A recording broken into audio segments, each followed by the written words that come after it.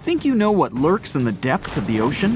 While nearly 95% of our oceans haven't been explored yet, it's hard not to let your imagination run wild. But thanks to brave explorers, deep-sea cameras, and awesome archaeologists, we do know about some pretty incredible sea creatures living in our waters today, and millions of years ago. From the 9-foot spider crab to the 60-foot prehistoric megalodon, these sea dwellers come in all shapes and sizes. But let's focus on sea creatures famous for their huge size. Can you guess which living species of whale is the largest? Well, it's not the orca, but that's a good guess. The orca is a toothed whale that can grow to anywhere from 23 feet to 32 feet, which is slightly smaller than a school bus. How about the narwhal? Nope, they're not the biggest either. These unicorns of the sea live mainly in Arctic waters and only grow 13 feet to 20 feet in length, and that's including their 9-foot tusk. Tired of guessing? Okay, I give in. The largest whale that still exists today is the blue whale. At a jaw-dropping 82 feet to 105 feet, the blue whale is not only the biggest whale we know of, but is currently the largest animal to have ever lived on Earth. Seriously. These animals are bigger than a T-Rex, and even the prehistoric megalodon. If you were to put a blue whale next to a school bus, it would look like it could swallow it. Think about that. According to National Geographic, a blue whale's tongue can weigh the same as an elephant. And their hearts can weigh as much as a car. That doesn't even sound possible. It's no wonder these giants need to eat about 4 tons of krill every day. While there aren't too many animals living today that can compete with the blue whale's epic proportions, there is an entirely different species that is a good contender, and it's not quite what you would expect. It's a jellyfish. No, I'm not talking about the little jellyfish that wash up on the shore and ruin a perfectly good day at the beach. I'm referring to the lion's mane jellyfish, the biggest jellyfish around. This invertebrate can grow up to 120 feet long. They also come in different gorgeous colors like red, purple, or even shades of orange. As if their length wasn't impressive, the lion's mane jellyfish boast a whopping 8 sets of 70 to 150 tentacles. That means they can have up to 1,200 in total. And here's the giant oceanic manta ray, the largest type of ray in the world. Their wingspan can be longer than a bus. These guys can reach 30 feet in length. They also have the biggest brain compared to body size among all fish. Unlike their stingray cousins, mantas don't have venomous tails. And while the lion's mane jellyfish and the blue whale are yet to be beaten for the longest sea creature, there is one marine creature that can grow even larger in length. The Portuguese Physalia physalis, tentacles and all, can reach a length of 165 feet long, and that's according to mentalfloss.com. While this thing may look a lot like a jellyfish, it's actually known as a siphonophore, and there are hundreds and sometimes thousands of them that are genetically identical. Their long tentacles help the organism catch prey, and its sting is fatal to most animals, even humans in some cases. What's even creepier is that if one of the tentacles comes off the organism for whatever reason, it can float around the water for days before decomposing. Even if it's detached, this tentacle can still sting you. But don't go running out of the ocean just yet. Your chances of being hurt by a Portuguese Physalia physalis sting are pretty slim. However, if you do get stung, the side effects aren't pretty, with welts, stomach cramps, an elevated heart rate, and an upset stomach. While you don't want to go anywhere near these long creatures, they sure are pretty to look at. Check out all those colors. The Shastasaurus is the biggest marine reptile that has ever existed. These predators lived during the late Triassic period, about 210 million years ago. These amazing giants could reach lengths of up to 69 feet and weighed more than 75 tons. This made the Shastasaurus as heavy as a blue whale. And if you could stand this creature up vertically, it'd be as tall as a 7-story building. Despite appearances, the Shastasaurus was actually pretty slim for its size. Its ribcage was only 6 feet across. You'd think that this big guy was chowing down on other dinosaurs, but that's not the case at all. This reptile survived on a diet that consisted of small fish and cephalopods, like octopuses and squids. The Albertonectes is a bright representative of the plesiosaur family, meaning that this marine reptile had a small head on an incredibly long neck and large flipper-like limbs that helped it move through the water. These creatures occupied the seas around North America 76 to 70 million years ago. The length of this sea monster could reach 38 feet, with its neck taking up 23 feet of that length. Its neck was a true record breaker. It had a whopping 76 bones in it. No other animal known to humankind has had so many vertebrae in its neck. Scientists aren't sure why they needed such a lengthy neck. They might have used it to collect shellfish off the seabed, or perhaps it helped them capture their main prey, fish and squids. This aquatic reptile also had gastroliths in its stomachs. Some of them were as big as 5.5 inches in diameter. The Tylosaurus belonged to the mosasaur family. It dominated the shallow seas of North America about 85 to 80 million years ago. This was an enormous predator, with the biggest representatives reaching 45 feet in length. It had a narrow hydrodynamic body with a blunt, powerful head that the animal used to ram and stun its prey.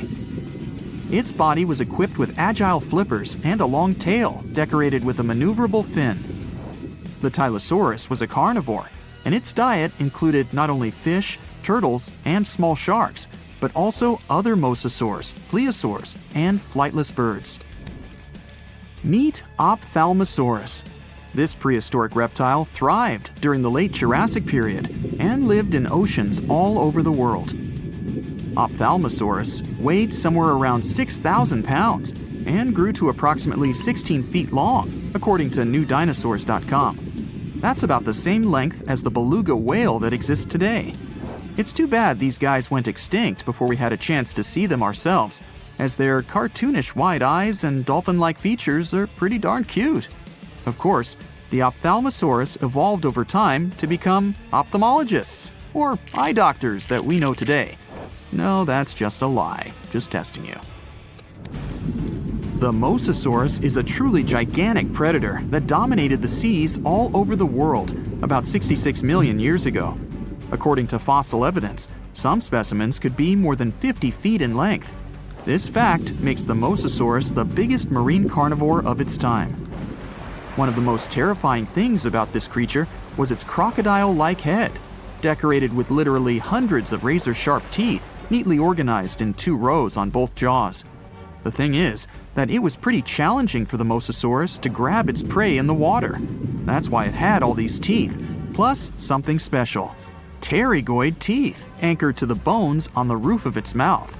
This made hunting and holding onto its prey much easier. The Styxosaurus belonged to the plesiosaur family and lived during the late Cretaceous period, around 85 to 70 million years ago. Upon first glance at this dinosaur, you might mistake it for a sea snake, and it'd be an honest mistake.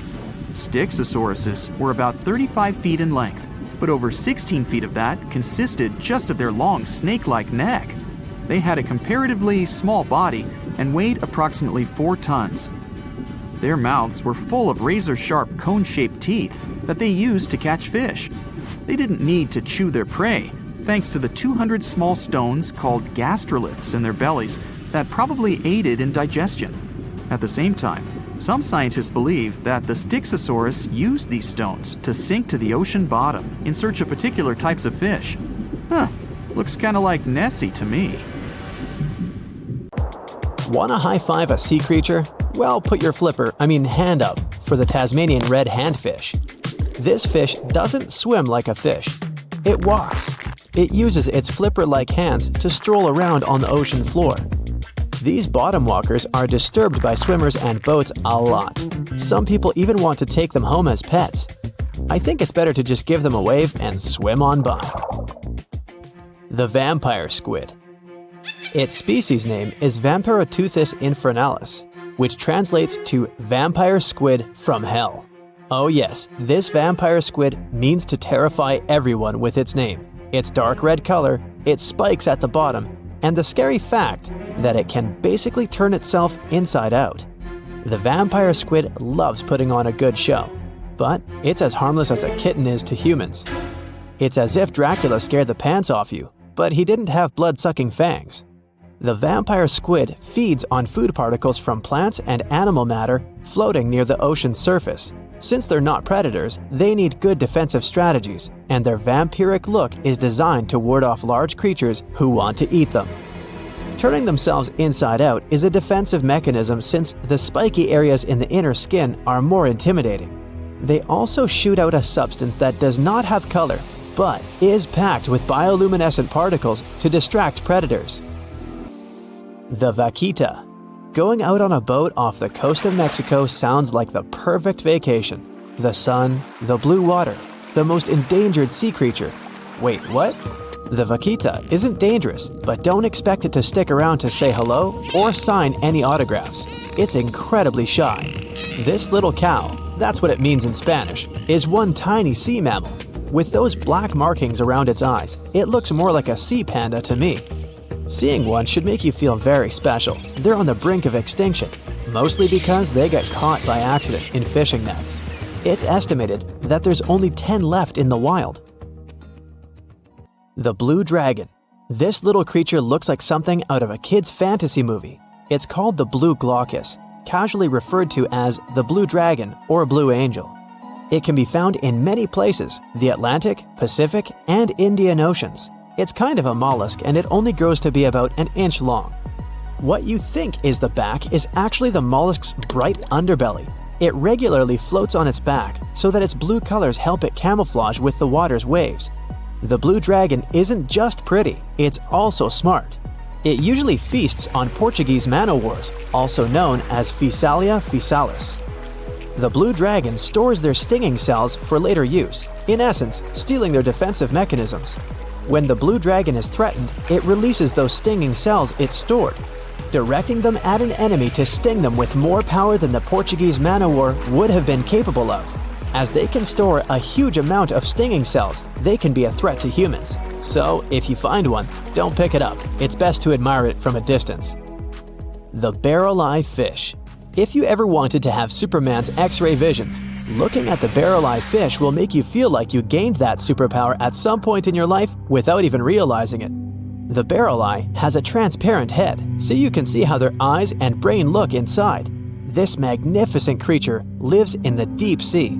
This is the lowest level of the ocean, where strange creatures roam in near-freezing temperatures and constant darkness.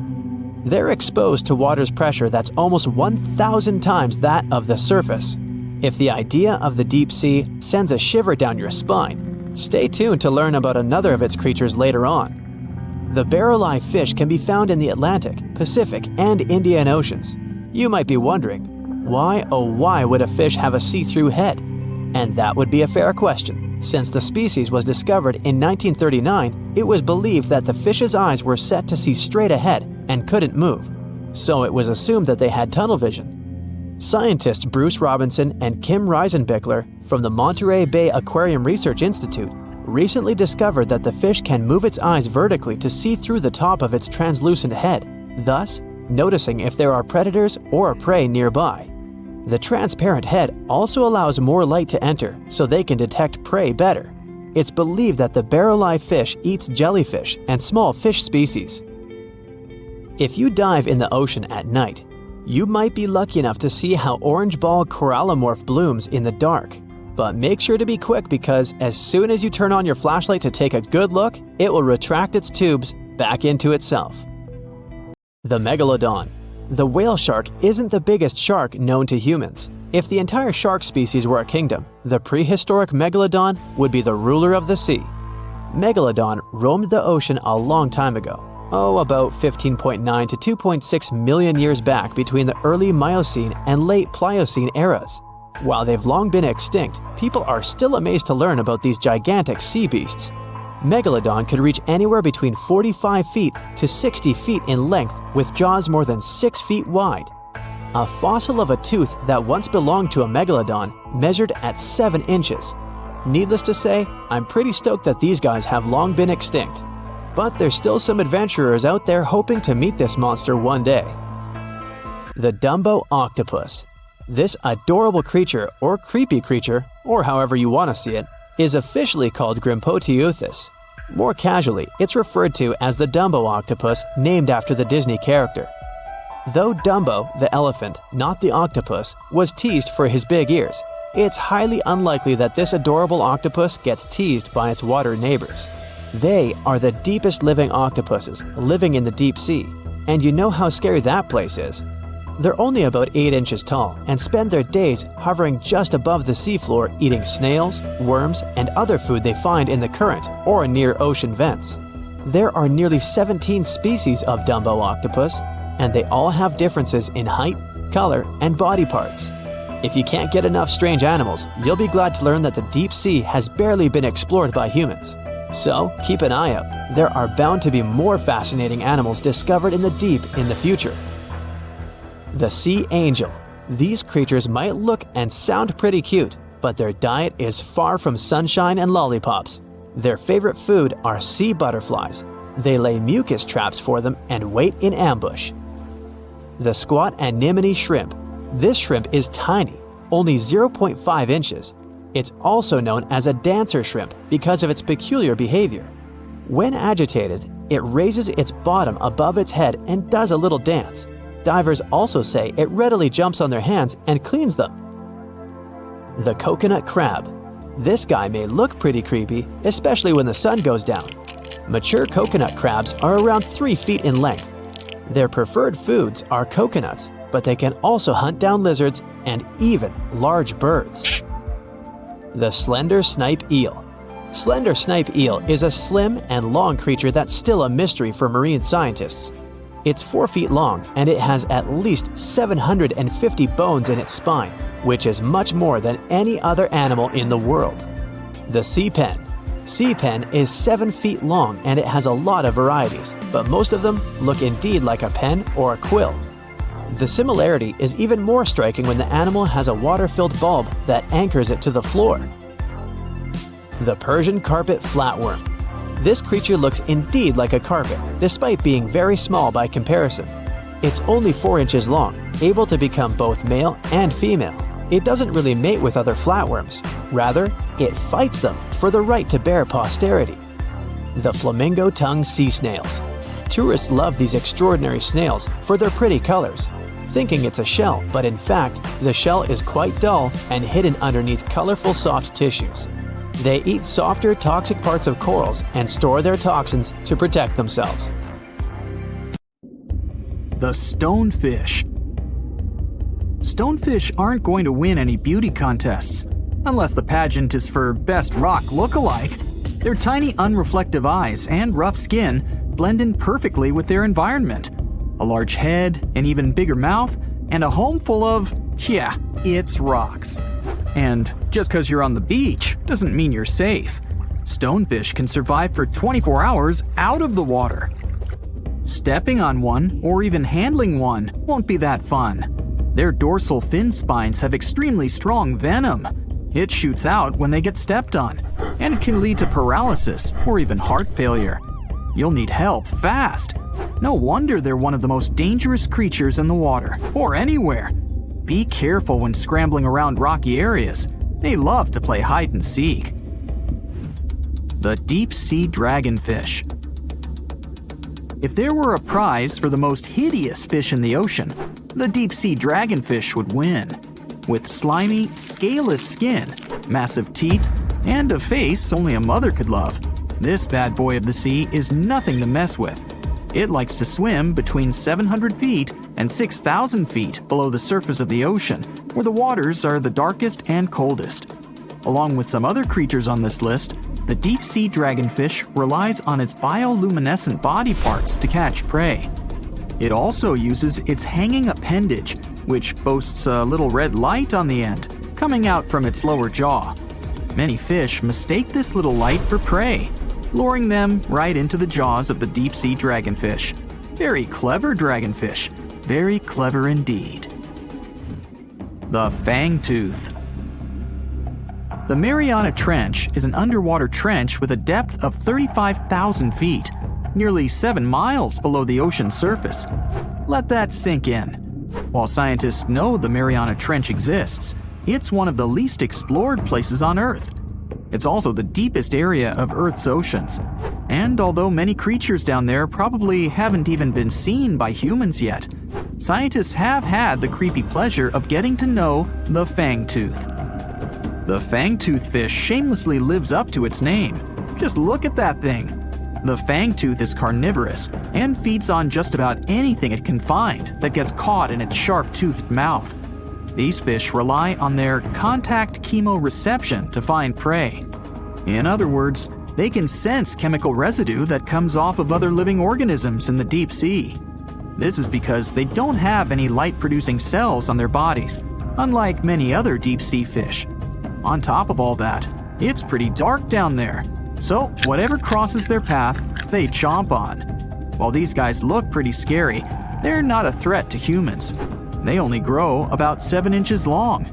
Even so, I wouldn't want to run into one of these things during a relaxing swim in the ocean. The Dunkleosteus. Strangely enough, this prehistoric fish, known as the T-Rex of the seas, had no teeth. Those were replaced with bony plates that allowed it to have the strongest bite among other monsters of its size. The goblin shark. If you thought the movies about sharks were scary, this next deep-sea creature will make you swear off going for dips in the ocean forever. However, it lives 3,000 feet underwater, so you'll never likely see it face to face. The goblin shark looks like a cross between a shark and a creature from your worst nightmare. These sharks boast a protruding sword-like snout with a jaw that juts out to match. Unlike other sharks that have more of a gray hue, this creepy thing looks not so pretty and pink. Aside from their scary demeanor, what do scientists really know about the goblin shark? Well, not much, except that they can grow up to 18 feet in length.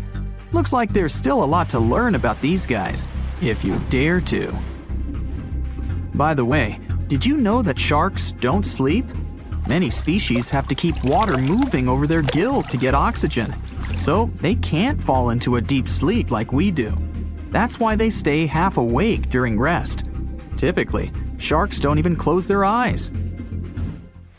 The cookie cutter shark. This shark is a living horror, with lower teeth being big and sharp, while the upper ones are much smaller. When its teeth fall off, the shark eats them to maintain calcium levels. Pretty smart solution for a shark. The frilled shark. Studying the frilled shark is like looking through a portal back to prehistoric times. That's because scientists think that these eel-like sharks haven't changed much since their oldest ancestors roamed the deep sea waters, so they're sometimes referred to as living fossils. These sharks' mouths are filled with a terrifying 25 rows of backward-facing sharp teeth, 300 in total. They're designed to grasp prey and hold them tight so they can't get away, according to early studies of the shark conducted in 1884 and published in the Bulletin of the Essex Institute. Luckily for swimmers, the frilled sharks live between 390 feet and 4,200 feet below the ocean's surface, so they'll probably never run into them. Probably. This is probably the worst nightmare of any dentist. The northern stargazer. Take a look at this cutie. The northern stargazer is definitely not something you'd wish to see on the ocean floor.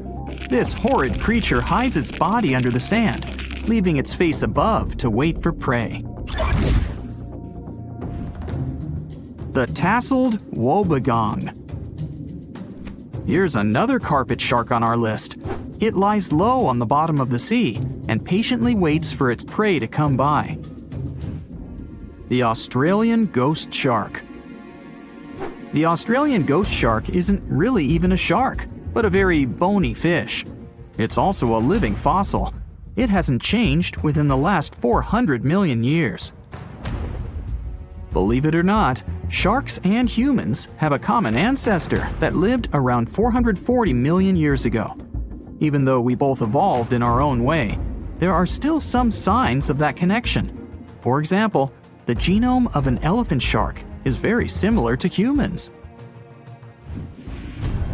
The Leopleurodon. This list of terrifying creatures would be incomplete without mentioning the terrifying and prehistoric Leopleurodon. This carnivorous marine reptile existed during the Colovian stage of the Middle Jurassic era and ruled the waters at 9 feet in length. Scientists believe Leopleurodon thrived in this deep-sea trench because of its ability to swim long distances and its 4 paddle-like limbs. While they probably weren't able to propel themselves toward prey like other animals of the area, they did manage to accelerate and attack very ruthlessly and efficiently. Additionally, they relied on their long snouts to smell prey, which leads scientists to believe they didn't rely on sight for hunting. This means they could have thrived in the dark Mariana Trench. Around 150 million years ago, Leopleurodon became extinct due to competition for prey against other thriving marine reptiles. And I think I speak for all of us when I say, thank goodness for that. Considering that scientists have only explored 5% of the ocean floor and found some of the scariest sea creatures imaginable, one can only dream of what other animals reside in the deep sea waters. Perhaps it's best to keep them in your imagination. Am I right? The megamouth shark. This shark is a filter feeder, and it's friendly to humans, although its huge mouth can look quite threatening. Like basking sharks, it swims with its mouth constantly wide open, as if it were on Twitter. The gulper eel. This deep-sea eel has an easily distended belly that allows it to swallow prey twice its size in a single monstrous bite. They have very unusual jaw shapes and can reach about 2 to 3 feet in length. Do you see that large log near the ocean floor? Maybe it's part of an old ship. Treasure, gold, diamonds, I'm rich! Well, as you get closer, you notice something. It's swimming! It's not a shark or a dolphin, it's a saltwater crocodile! Now don't panic. If you bump into one of these reptiles in the sea, it's unlikely it'll think of you as food. Crocodiles have a special valve in their throat that stops them from drowning underwater, but that doesn't mean they can't bite. Usually, they're heading to a nearby island, and the quickest way there is to body surf. They can't really take the ferry, you know. Watching one from a distance should be okay. Just don't swim to shore right away. They love to ambush their lunch in shallow water. If there's one time I'd want to see a great white shark, it's when I'm diving with crocodiles. They'll gladly take a crocodile-sized nibble, given the right motivation. Sharks, stingrays, crocodiles. If you encounter any of these whilst in the water, you know what to do. Get away quick. But let's look at some visually less intimidating underwater creatures that you should do the exact same thing upon seeing, as they can be just as dangerous in their own unique ways. Let's start with the pufferfish. Why is this bizarre-looking fish that's usually no more than 3 feet in size something you should avoid? Well, let's first address the strange appearance of the fish. For those of you who've never seen it, which is unlikely given its prominence in numerous film and television shows, you'll be aware that they have the unique ability to inflate themselves like a balloon. Researchers believe they developed this feature as a defense mechanism, given that their slow and clumsy swimming style makes them vulnerable to predators. So, instead of trying to escape by outswimming their chaser, the pufferfish can inhale large amounts of water or even air and expand up to 3 times their original size. They're able to do this because their stomachs are highly elastic, and by the time they're finished inflating, they look like a football. Well, a football with spikes, that is. These spikes are known as spines. Even though the fish can inflate to a large size, this still won't be enough to put off all its potential predators. So, these spines' purpose is to make the pufferfish even more inedible. Now, common sense would suggest that you should have no interest in jumping into the water and trying to eat a pufferfish for lunch. So why does being difficult to eat make them something you should avoid if you come across them in the ocean? Oh, did I not yet mention that pufferfishes are extremely toxic? Let's break it down. In the event a predator fancies proving themselves as fearless and unbothered by catching themselves a pufferfish as a snack, they won't enjoy it for long. Almost all pufferfish contain tetrodotoxin, a poisonous substance. On top of making a pufferfish a very unsatisfying meal from a taste standpoint, this substance is also lethal to fish. And not just fish, but humans too. The substance is almost 1,200 times more poisonous than the well-known poison cyanide. There's enough poison in one pufferfish to endanger nearly 30 humans. Oh, and in the event you come into contact with this substance, there's no known antidote. So yeah, maybe it's best to stay away from them altogether. Might not be the easiest thing to do, by the way, if you spend a lot of time in the ocean, as there are more than 120 species of pufferfish found worldwide, most of which are in plentiful supply. They range in size from the 1-inch long dwarf, or pygmy puffer, to the giant freshwater puffer, which can grow to more than 2 feet in length. They all have 4 teeth that merge together into a beak-like form. Not to worry though. Thankfully, pufferfish don't have any real interest in humans. They're carnivorous, but their diet mostly consists of invertebrates and algae. Bigger pufferfish will even crack open and eat clams, mussels, and shellfish with their hard beaks. The pufferfish are believed to synthesize their poison from the bacteria in the animals they munch on. Who would have thought that those fish that look like the similarly named puffer ball could be so dangerous? So what's the next underwater creature that you should express caution around? Perhaps even more conspicuous with its deadliness is the Congus geographus, more commonly referred to as the geography cone, which is the most dangerous out of the 500 species of cone snails. Yep, you heard that word right, snail. Not that different from the snails you used to pick up in your garden as a kid. This little guy, who typically measures between 4 and 6 inches, is better off to be avoided. However, you might be tempted to try and examine one, given their beautifully patterned brown and white shells, which are highly prized by shell collectors. So, why are they dangerous? Well, just like the pufferfish, they're also poisonous. Their venom is a complex concoction of hundreds of different toxins. It's delivered via a harpoon-like tooth propelled from an extendable proboscis, which is the long nose of any mammal. What is it with these creatures' lack of concern for human safety? Just like the pufferfish, there's no known antidote for the geography cone's venom. Treatment is limited to keeping any of their victims alive and well. Are there any side effects of their venom? Well, more bad news. Yes, there is, and it's instant paralysis. It has to be, or the snail's prey would simply swim away to die, and the creature would be left with nothing for its efforts. You have to remember that speed isn't the strong suit of most species of snails. Most gastropods, another name for both snails and slugs, move at a maximum of 3 inches per minute. This means if a snail didn't stop to rest for an hour, it could still only travel a distance of 16 feet. Not exactly an underwater cheetah. This type of speed doesn't make them terrifying as far as predators go. But what is terrifying is how something so slow can still be so dangerous, and several humans have had unfortunate encounters with the creature. Luckily though, like the pufferfish, the geography cone doesn't have regular contact with humans, and accidents usually only occur due to divers startling or stepping on the creature, or picking up a shell, not knowing the creatures inside. The creature has more of an interest in seeking out fish, marine worms, or other snails as prey. The geography cone also provides evidence that Mother Nature might have a great sense of humor. Research has found that among the compounds found in cone snail venom are proteins that, when isolated, have massive potential as a pain-killing medicine. These proteins target specific human pain receptors and can be up to 10,000 times more potent than other pain-killing medicine, without any of the potentially unhealthy added properties and side effects. So, pufferfish and underwater snails. Not exactly something as humans that we're going to think about when we have a gaping hole in our stomachs caused by hunger.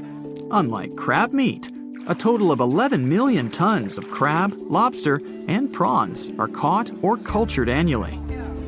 Be careful about which type of crab you eat, though. Not all of them make an enjoyable meal. This is especially true of the Xanthidae family, which is a diverse family of crab species found in Australia. They're easily identifiable from their black-tipped claws. We should be grateful for this unique identifying feature, too, and not just because it could help bring attention to and prevent a potentially nasty pinch from the crab. No, what you really need to worry about with some members of the Xanthidae crab family is the toxins that they possess. Although they don't produce the poison themselves, the muscles and egg masses of some of the species have been found to accumulate two of the most dangerous natural substances known to man, saxitoxin and tetrodotoxin. The second one is the same poison found in the pufferfish. As little as 0.5 milligram of either of these substances can cause serious damage to a human. The good news is that if you do encounter one of these poisonous Xanthidae crabs, they don't have any ability to deliver the poison themselves, such as by a bite or jab. The only way to come into contact with their poison is by consuming them. And if you ever consider cooking that crab meat, note the toxins they possess are heat stable. This means that the toxins within the crab will persist in the tissue, even if you boil them. If you really only have a Xanthidae crab to eat, which, as we've established, you can't, there's a Japanese species of pufferfish that may be a viable alternative. It won't be easy, though.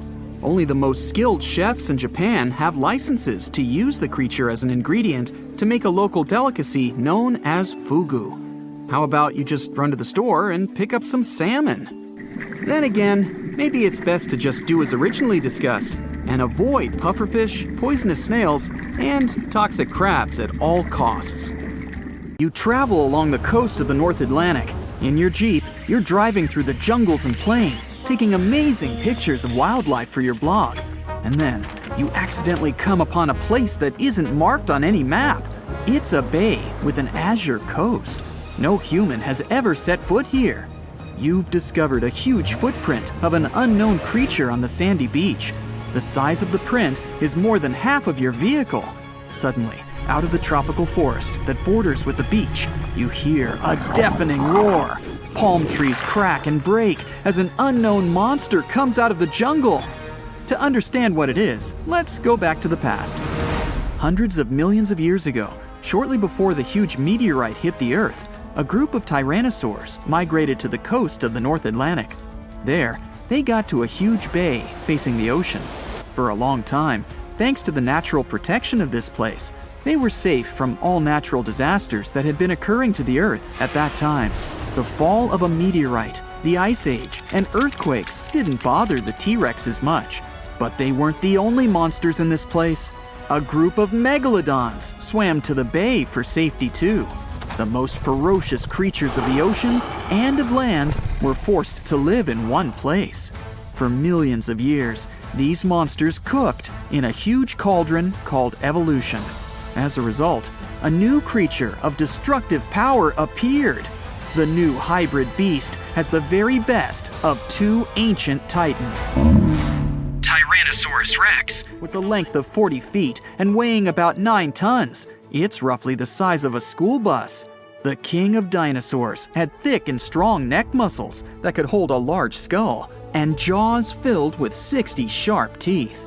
And the thick tail of the T-Rex helped to balance the body. The bite force of the giant dino reached 12,800 pounds, which is as if an adult elephant sat on you. Strong enough, but it's nothing compared to the strength and size of the megalodon. The shark reached 50 feet in length, slightly less than a subway car, and weighed 75 tons, which is more than a tank. This is almost 8 times heavier than a T-Rex. The megalodon's jaws were filled with 300 sharp teeth, each the size of an adult human palm. And the bite force of a megalodon is 6 times stronger than the T-Rex's. And here, these two beasts become one, inheriting strong megalodon jaws, 360 teeth, and a massive Tyrannosaurus skull. The hybrid monster moves on two legs, but has fins on its back and the tip of its tail, as well as webbed toes. Its length from the tail to the skull is 70 feet, and its weight is about 90 tons. This is the largest creature in the entire history of the planet. After a blue whale, of course. Since it survived all natural disasters and had no competitors in the food chain, it's been able to live to this day. And here you see the Megalodon Rex, or Tyrannolodon, however you want. Its roar deafens you. The monster is coming at you. Every step feels like a little earthquake. You press the gas pedal, but the car doesn't go. The wheels are stuck in the sand. There's no choice. You leave the car and take an inflatable boat with a small motor from the trunk. At this moment, the Tyrannolodon grabs the Jeep with its jaws and crushes it like a cardboard box. The pressure, comparable to the weight of 6 adult elephants, is now being applied to your Jeep. The monster chews it like so much chewing gum. You can hear its sharp teeth cutting through the metal and rubber on the wheels. And then, the dinosaur spits the car out. Meanwhile, you run to the water, start the engine, and sail away on the boat as far as possible. The dinosaur runs after you and jumps into the ocean. It swims like a shark. You can see a fin sticking out of the water, the size of a small sailing boat. Fortunately, the monster isn't able to catch up with you. The Megalodon's speed is about 10 miles per hour, but now it slows down almost twice as much because it has massive hind legs. The webbing on the legs helps to swim, but it's still a big weight. The physical form of the dinosaur doesn't allow it to accelerate too much. 8 miles per hour is its maximum. The fin is moving further and further away from you, but at this moment, the engine starts to rattle. Oh no! You remember you didn't fill the tank with fuel! This means that in a couple of minutes, you will be left alone with a huge predator. It won't see you since you've sailed far away, but the shark part of our monster has a great sense of smell in the water. You won't be able to escape its nose. You turn the boat and head for the shore. In the distance, the triangular fin is swimming around. You give it a wide berth to avoid being caught by Tyrannolodon. But you don't have enough gas. The engine shuts off. You start rowing with an oar, but now you're moving too slow. The monster is inevitably catching up with you. A huge dinosaur emerges from the water and falls back, creating a huge wave. It throws you to the shore along with the boat.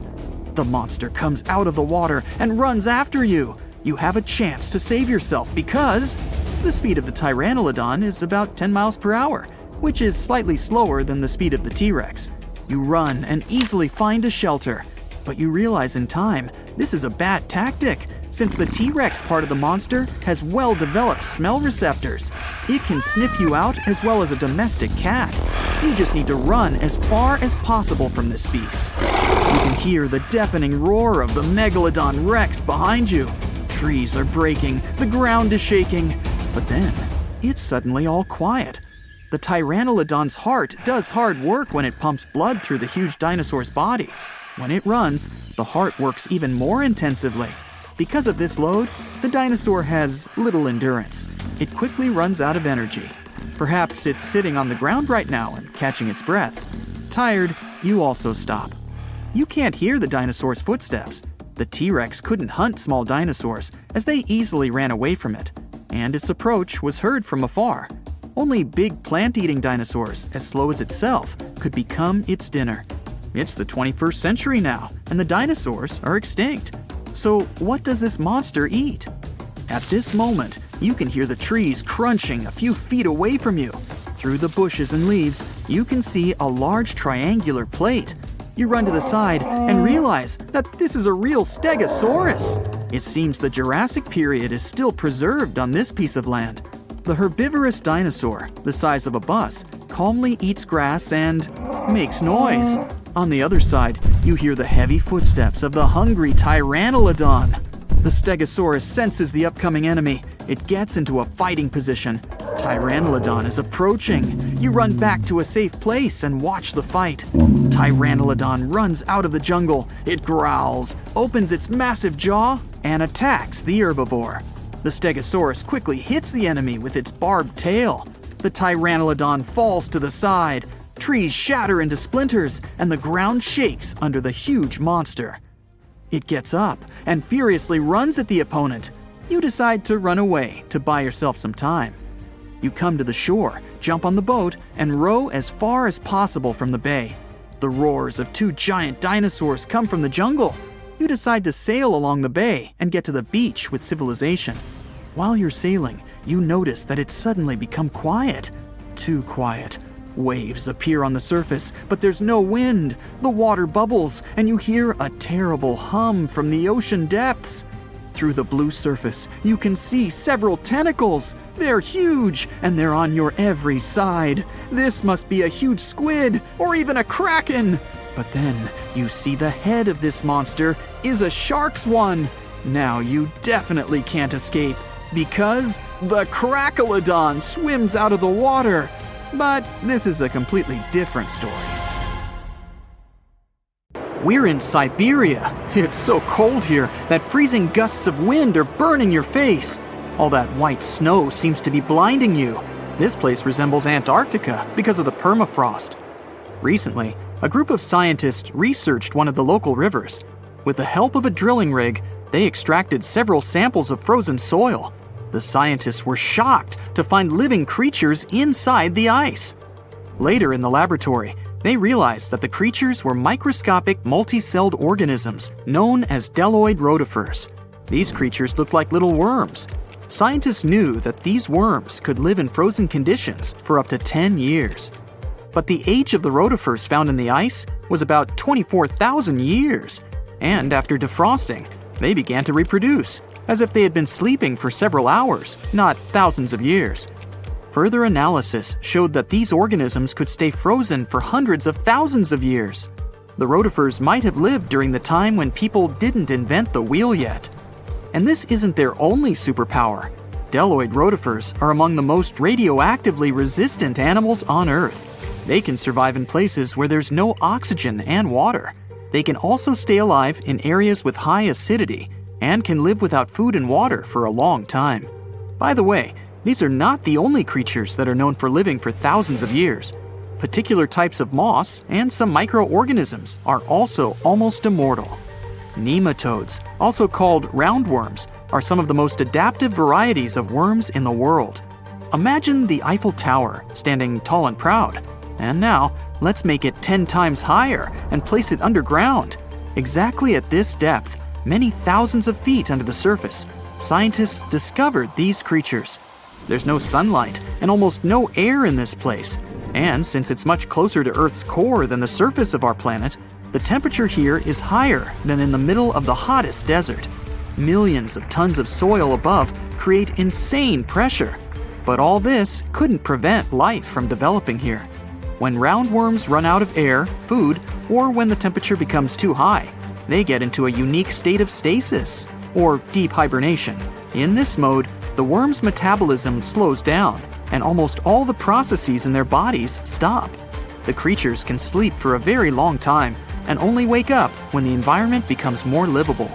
By the way, you don't have to go so deep underground to find these creatures. Nematodes are found all over the world. They can live in hot springs, deserts, high in the mountains, among the harsh ices of Antarctica, or inside animals and humans. Our next invulnerable creatures are tardigrades, also known as water bears. These are microscopic, 8-legged invertebrates closely related to arthropods. It's impossible to see them with the unaided eye. But a conventional microscope will allow you to see tardigrades in detail. They look like minuscule bears. They're called water bears because they need a thin layer of water around their bodies at all times. It's necessary to prevent dehydration. Tardigrades have been found in all kinds of environments, from ocean depths to sand dunes. They're incredibly robust thanks to their unique organism structure. Yeah, they look soft, but their body is covered with a tough cuticle. This coating resembles the exoskeletons of grasshoppers, mantises, and many other insects. Water bears shed their old layer of the cuticle when they need to grow. Each of their 8 legs has 4 to 6 claws, which helps them cling to any surface. The bears can survive at a temperature that's almost 3 times as cold as the temperature in the ice of Antarctica. Heat doesn't harm them either. They have been proved to survive at the temperature that makes water boil. Also, water bears are not afraid of radiation and high pressure. In the depths of the ocean, pressure can destroy alloys of the strongest metals, but these creatures can withstand pressures 6 times greater. But the coolest thing is that they can live in the vacuum of space. Our planet has a magnetic field. This is a shield that protects us from solar radiation. Tardigrades don't need this protection. They can go into near-Earth orbit and come back unharmed, all thanks to a protein protecting their DNA from ionizing radiation. Like other immortal organisms, water bears can fall into a state of cryptobiosis. Tardigrades pull their head and legs inside their bodies and fall asleep. If the surrounding conditions suggest freezing, drying out, or experiencing a lack of oxygen, they will remain in this barrel form until the situation improves. So those are microscopic organisms and microbes that can only be seen through a microscope. But how about something bigger? Meet ironclad beetles. They live in the southwestern US and Mexico.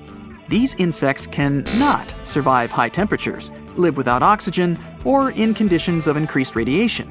But their shells are so tough that they can only be pierced with a drill or hammer.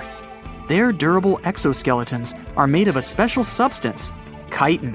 It can also be found in the armor of crabs or shrimp. And still, the chitin of the ironclad beetle is so durable that it allows this creature to withstand the impact of a car moving at high speed. In times of danger, they can hide their whiskers and strong legs in special recesses in their shell. Other animals can't bite through the armor, so they spit the beetle out and leave to look for lunch somewhere else. As soon as the danger disappears, the bug stretches out its legs again and goes about its business. Also, the armor saves the beetles from dehydration, which is very useful in hot areas of Mexico and the southwestern US. Inside the exoskeleton, they can store moisture. In other words, these bugs can absorb water whenever they find it and transport this liquid inside themselves. The next creatures are incredibly fragile, but they know how to survive in places where almost no other animals can live. We're going to the southeast of Romania, near the Black Sea. Here, on a desolate wide plain, you can notice a pit.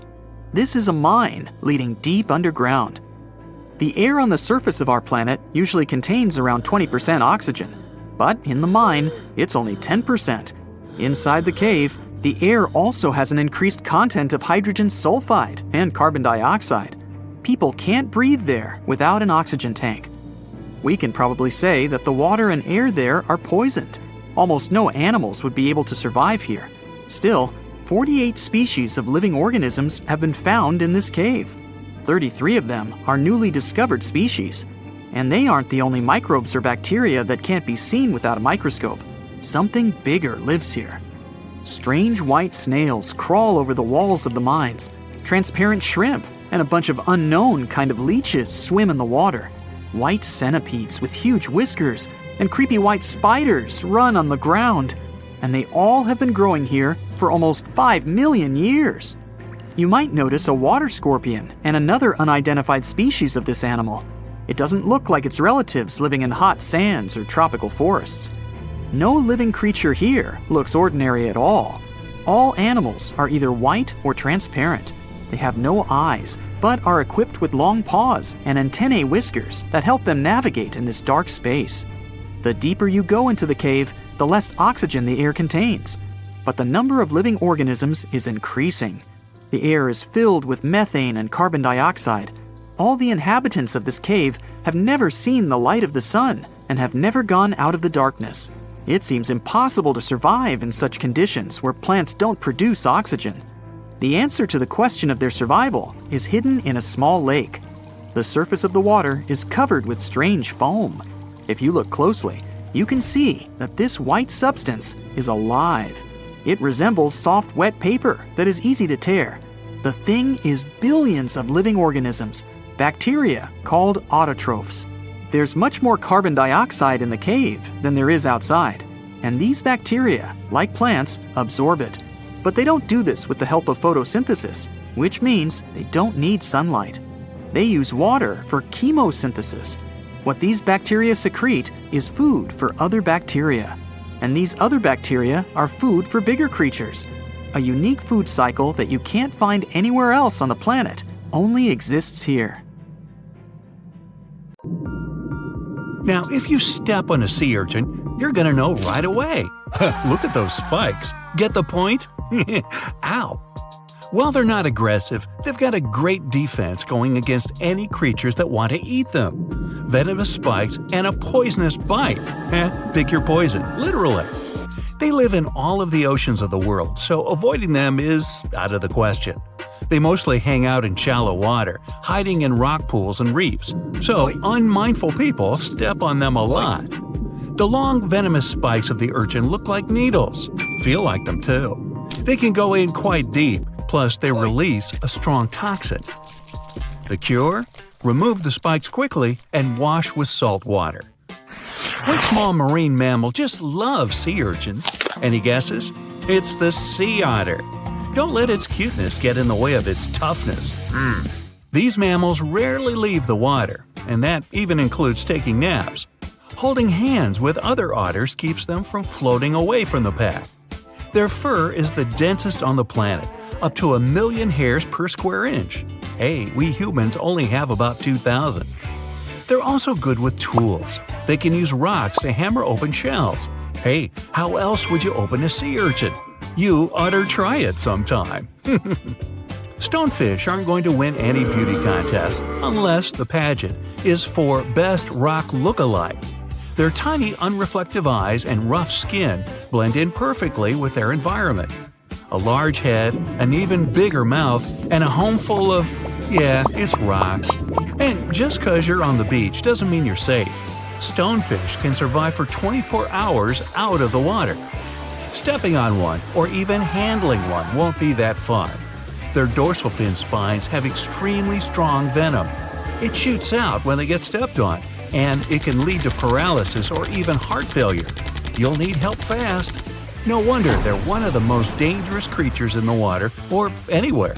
Be careful when scrambling around rocky areas. They love to play hide and seek. Box jellyfish tentacles grow up to 10 feet long, and each tentacle has 5,000 stinging cells. Not bad for a creature that's mostly just water. Their venom is strong enough to paralyze anything they want to eat. Now, if you happen to get stung, it's going to hurt. A lot! Its toxins contain proteins that affect the heart, skin cells, and even our nervous system. No wonder it's considered one of the most dangerous creatures on the planet. I wouldn't recommend using sunscreen, soda, coffee, or other older methods. They don't work. Your best bet is some good old-fashioned seawater. Looks like jellyfish are the rulers of the ocean, not sharks. Hey, look around your local rock pool. You might see this sweet little octopus. It's tiny and has blue rings. Cute.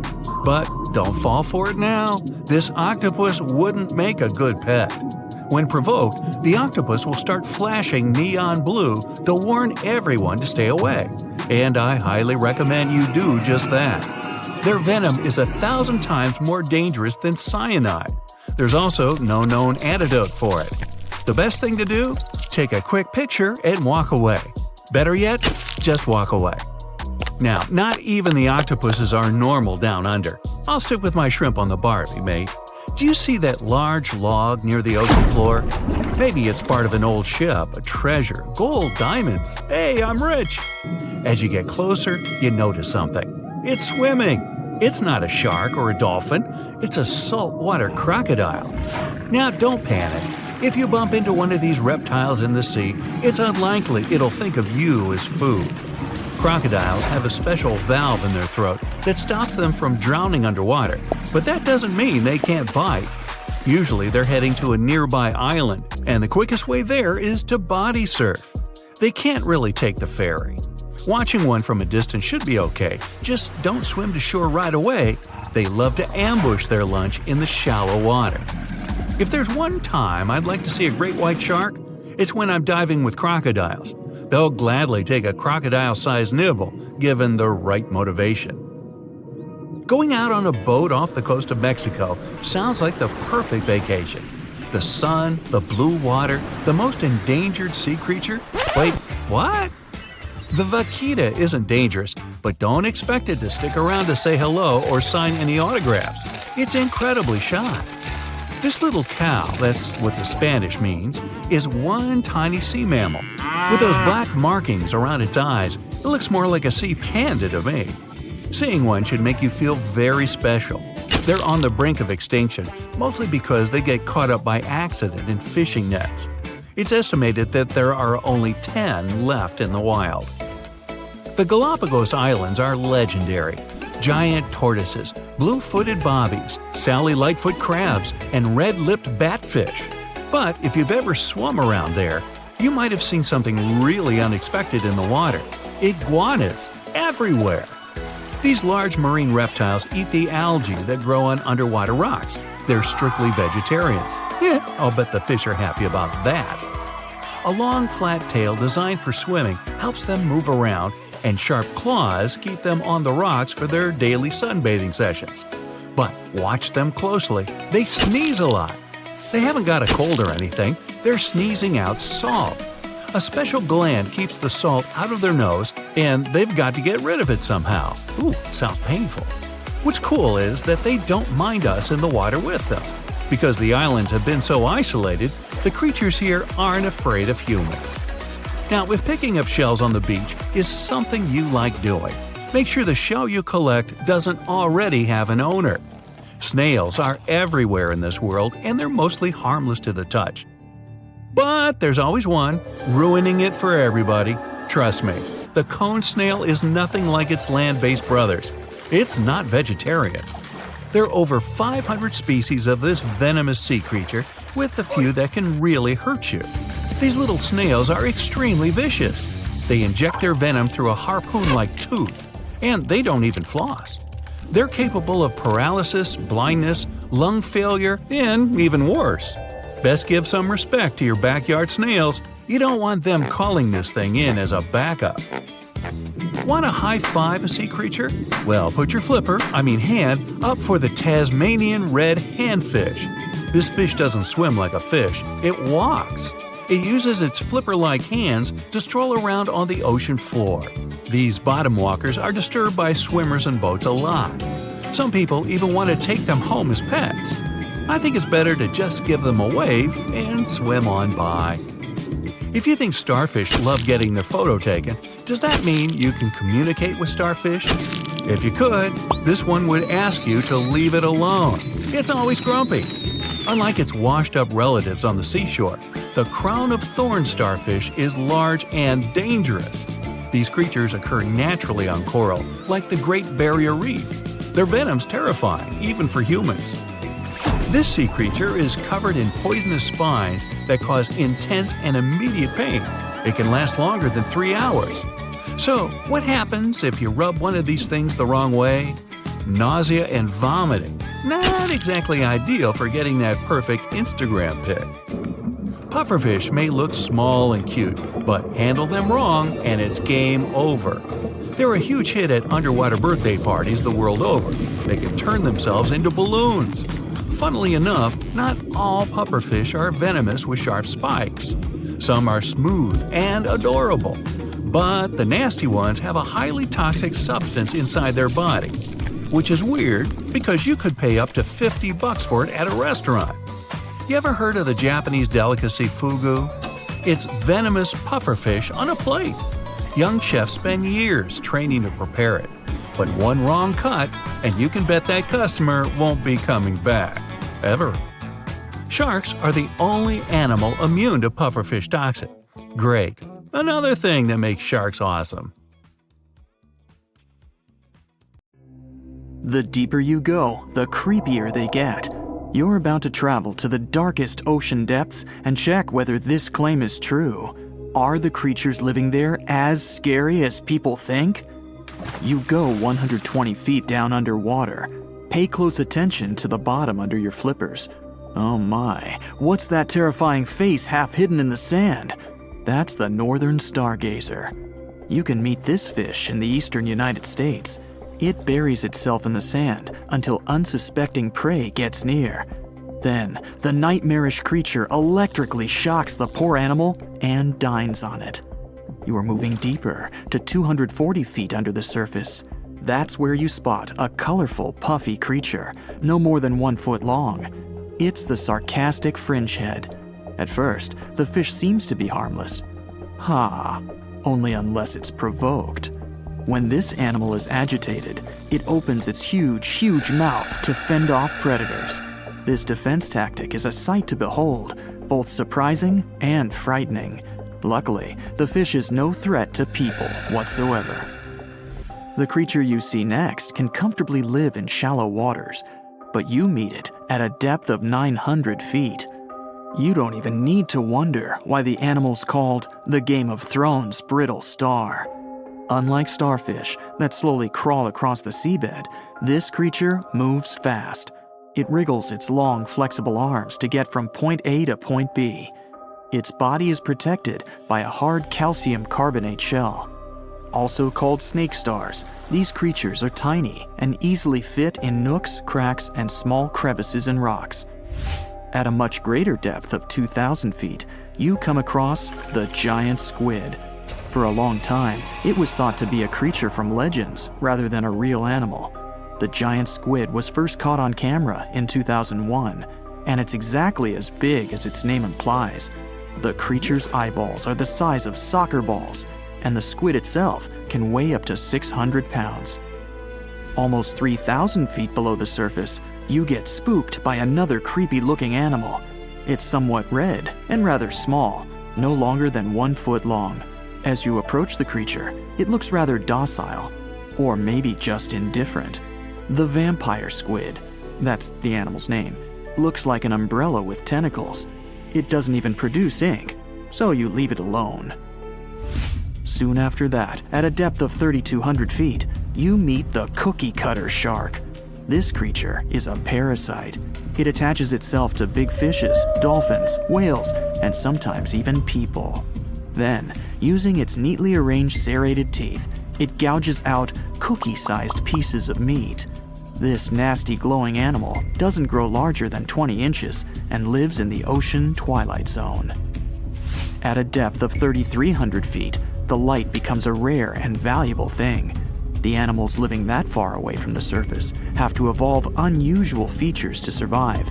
That's how the barrel-eye fish ended up with a transparent head and 2 super-sensitive barrel-shaped eyes. Right now, pretty much like always, they're pointed upward, allowing the fish to see potential prey and you.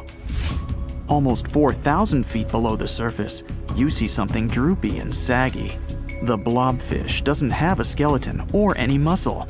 Its jelly-like flesh lets the creature survive incredible water pressure. Despite its appearance, the blobfish is an ambush predator. It usually lies very still on the bottom, waiting for unsuspecting prey to swim by. You go a bit deeper and spot a creature that looks particularly ghastly. The goblin shark senses prey with its snout. The creature's terrifying jaws are attached to elastic ligaments. When some animal comes too close, the shark catapults its mouth forward to catch it. If your mouth could do the same, you would be able to eat things dangling 7 inches away from your face. Even deeper than that, at 5,000 feet, you notice another member of the shark family. The frilled shark looks like an overgrown eel, but its gills are lined with red fringe at the edges, hence the name. The creature's horrifying mouth has 25 rows of razor-sharp backward-facing teeth, 300 in total. The shark prefers to hover in the water, waiting for its prey to come closer. Then, it charges at it like a snake. Suddenly, you see something glow brightly like an electric bulb. But after coming closer, you recoil in horror. The creature looks like an upgraded eel equipped with oversized teeth. That's the deep-sea dragonfish that can live at a depth of 6,000 feet. Chemical processes going on inside the fish's body produce an eerie red glow. This glow is used to communicate with other fish. At the same depth, you meet another deep-sea inhabitant. Its most prominent feature is its huge mouth. Thanks to it, the gulper eel can swallow its prey whole. Its stomach can expand to a terrifying size when it needs to fit something large. At a depth of 6,600 feet, you come across an angry-looking creature with a fishing rod over its head. It's the deep-sea anglerfish. The animal has an unusual dorsal spine, even though it's worn only by females. It protrudes above their mouth and has a lure on its tip, some luminous flesh that baits prey. The anglerfish has such a big mouth and its body is so pliable that it can swallow animals twice its own size. You're 7,000 feet down when you see another fish that's glowing in the dark. The black dragonfish is a sly creature. It has its light-producing organs arranged along its belly. The spooky creature also has gleaming flashlights next to its eyes. They help the animal find prey and attract potential mates. At the same depth, you also spot an enormous pillbug. But unlike the critter you can find in your garden, this one is at least 20 inches long. That's the giant isopod, and it is, indeed, related to the roly-poly, as well as crabs and shrimps. These creatures may look somewhat scary, but they're harmless. They feast on other deep-sea animals only after those have passed away. At a depth of 13,000 feet, you notice the ocean floor has become a bit fluffy. That's because it's covered with zombie worms. These creatures rarely grow to be more than 2 inches long, and still, they can break down fairly large animals, so strong the acid they produce is. The worms' feathery appearance makes them look like plants, but the truth is, these creatures munch on rock-hard bones of the world's largest animals, such as whales. The grid-eye fish almost scares you out of your mind soon after that. This creature has a pair of large greenish oval plates on the top of its head and no eyes whatsoever. Experts believe that these bony membranes detect light coming from predators, saving the fish's life. You're now 3 miles down below the surface, and that's where you spot something bizarre on the bottom. It's definitely a fish, but it's standing on the ocean floor on 3 long, rigid legs. Ah, it's the tripod fish. Curious rather than scary. This creature has adapted to the almost complete darkness by giving up on its vision. It has to rely on vibration and touch to sense prey. And then, the fish uses its fins as hands to transport food directly into its mouth. You don't have time to go any deeper before you spot the faceless fish. This slightly off-putting creature has no eyes, and its mouth, smiling a Mona Lisa smile, is underneath its body. For the first time, the faceless cusk, which is the creature's official name, was seen more than a century ago. The next time it happened was only in 2017. Once you've reached a depth of 6 miles below the surface, you see deep-sea cucumbers. These bizarre creatures are much bigger than their shallow water relatives. They spend most of their time on the sea floor. But if they need to escape predators, they are able to swim away. Deep-sea cucumbers have bright purplish coloring, tiny feet, and tentacles that surround their mouths.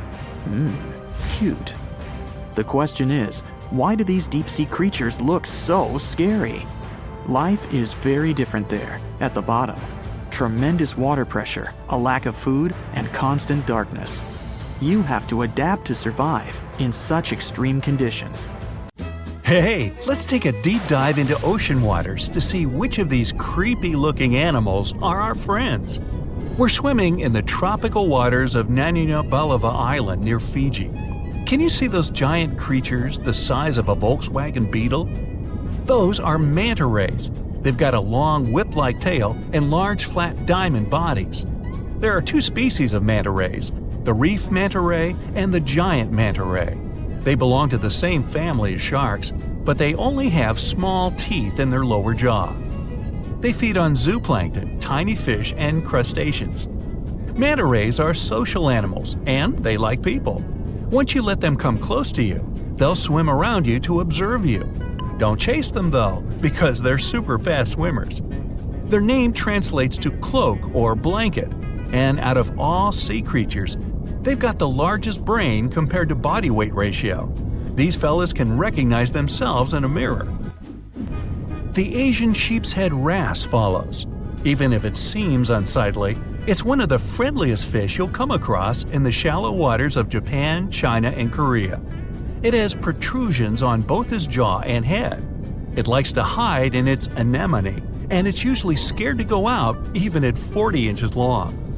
One of these fellows developed a friendship with a Japanese scuba diver 30 years ago.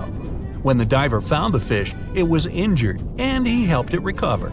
The diver had been the caretaker of an underwater Shinto shrine. He calls the fish by hitting the underwater bell. Time to go swimming with the largest fish in the world, the whale shark. Though these creatures are sharks, they have a lot in common with whales. They can live for 100 years, though they've got tiny brains. They're indifferent to humans. These fellows don't care about anything they can't eat. And unlike other shark species, they won't bite you. Whale sharks are filter feeders. They do have teeth, 3,000 of them, but they don't use them. They've got a massive mouth, like me, but their throat is only the size of a quarter. Next, we have the sunfish, a fish without a tail that looks like it's been cut in half. It has large fins, and when you see it breaching on the surface, you'll think a shark is approaching. The sunfish dives deep in the water to let other fish exfoliate his skin and remove parasites. Once they're done, it returns to the surface to sunbathe. It's also a voracious eater. If it sees you in the waters, it'll likely approach you and observe you. Within a day, you'll be able to feed it from the palm of your hand. Time for the animal that looks like it's always smiling, the bottlenose dolphin. It's one of the most social sea creatures, and it travels in groups. It enjoys playing, hunting, raising calves, and helping out its community. Bottlenose dolphins are excellent swimmers, with speeds reaching 19 miles per hour. They usually come up to the surface to breathe air through the blowhole on their head. These creatures are great communicators, and they send messages to each other. They use echolocation to navigate and find food. When they spot people, they become very friendly, so much that they let their guard down, and it makes them vulnerable to other sea creatures such as sharks. Heading to the Pacific coast, we'll come across some gray whales.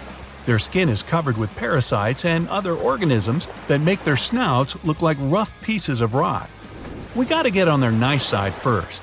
Gray whales can attack a large boat, a ship, or a vessel if they sense their calves are in danger. But generally, they're friendly and appear unbothered by rowing kayakers. In some cases, they'll approach small boats and allow humans to touch them, though you're required by law to keep your distance. If it wants to get closer, it will. If it feels threatened, it will act aggressively. Now, let me show you a fish with a tool on its head, the hammerhead shark. Their skull helps them with hunting. Their eyes are placed on the hammer's outer edges and gives them a 360-degree vertical view. But they've got a blind spot in front of their nose. Their heads are like metal detectors. Most of what they want is below the sand surface. So they lightly dip their heads in the sand and sweep up whatever is under there. You'll see them in temperate and tropical waters, both near the shorelines and offshore.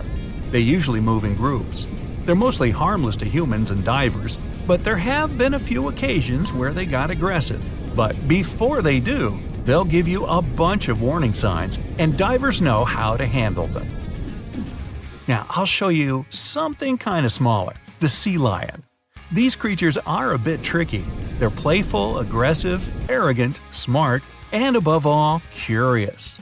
Sea lions can't breathe underwater, but they can dive almost 1,000 feet deep, and they can hold their breath for a long time. They take in air through their nose, and once they dip their heads in the waters, their nostrils slam shut. If they spot humans at the beach, they'll stay away and wait for them to leave. Wild sea lions aren't the friendliest to anyone, especially if they feel threatened. The approachable ones have been trained in captivity. Beluga whales are next. They're white with bulgy heads, and they're amongst the most social and loudest you'll ever meet. Their upwards-facing mouths make them look like they're smiling. When beluga whales are born, they're a dark gray shade. It takes 8 years for their skin to turn white. They can change the shape of their heads by blowing air around their sinuses. Beluga whales love humans. Once they make human friends, they don't want to leave. Even though they're wild animals, they become too entrusting with people. Marine biologists suggest staying away for their safety. Have you heard of sea cows? Those are actually called manatees. You'll see some in rivers and others in the ocean. Even though they're large, they usually stay in shallow coastal areas, munching on seagrass, leaves, and algae. Manatees bring their heads to the surface every 4 minutes or so to breathe, but they can hold their breath longer than that. They're slow travelers, and even if they aren't as smart as dolphins, they can understand colors. These fellas are gentle giants, and they like to approach humans searching for warmth. Next, we've got the basking shark, the second largest shark in the world. Their mouth is their most impressive feature, like me, since it can open more than 3 feet wide. Okay, you win. These creatures have an intimidating appearance, but despite their size, they're harmless to humans, and divers swim with them. They're very social and can form schools of 100 individuals. They swim near the water surface, filter feeding on plankton. They too have a bunch of teeth that they don't use. Do you know which creature can sing loud songs for 30 minutes? I know, berry manatee. That might be before your time. Actually, it's the humpback whale. Scientists aren't sure why they make those low howls and noises. They might be trying to communicate with others to attract mates. You'll see them near coastlines, feeding on tiny food, and they use their flukes to propel through the water. Humpback whales are less friendly than gray whales because they're very cautious. But they're the heroes of the ocean. They try to save other animals from orcas, and experts say they're capable of decision-making and problem-solving. On one occasion, a humpback whale jumped in to save a whale biologist from a tiger shark. Now, let's try to spot the expert in disguise, the Caribbean reef octopus. The specialized color cells help it blend in with the sand and ocean rock's rough texture. But Caribbean reef octopuses are loners, and they like to get around on their own. This creature is also teeny tiny. It can grow almost 5 inches, and with their legs getting as long as the average person's foot. If you get too close to them, they'll likely turn blue and warn you that they feel threatened. Even though they're trusting, it's better to keep your distance to keep them calm. A weird-looking creature walks around like a living vacuum cleaner down in the ocean's pitch-black depths. I'm talking about sea pigs. They got their name from their pinkish bodies, and they fit in the palm of your hand. These creatures don't swim, they walk around on the seafloor. Their legs consist of 5 to 7 pairs of enlarged tube feet, and they have tentacles around their mouths to fiddle through the mud to find scum to munch on. Yumbo! Since they're vulnerable, they have poisonous skin for protection against other sea creatures. If you encounter one, it'll be quite friendly, but if you want to keep it as a pet, you'll need a very deep tank. Speaking of slimy water creatures, let's talk about comb jellies. They're friendly animals that like to swim close to the shore on warm summer evenings. There are 2 types of comb jellies, some with 2 tentacles and some without any. You can spot them at night since they glow in the dark and light up the waters. One of them is the sea gooseberry. On the sand, it looks like a transparent blob of jello, and it can fit into a teaspoon. Unlike jellyfish, comb jellies don't sting because they don't have stinging cells, and they're safe to swim with.